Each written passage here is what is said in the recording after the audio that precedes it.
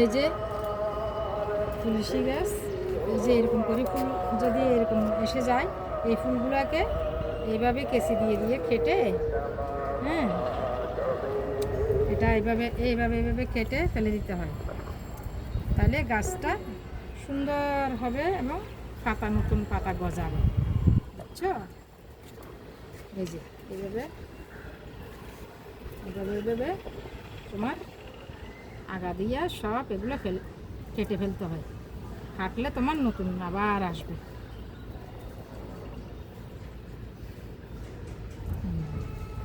যখনই আসবে তখনই এইভাবে কেটে দিতে হয়।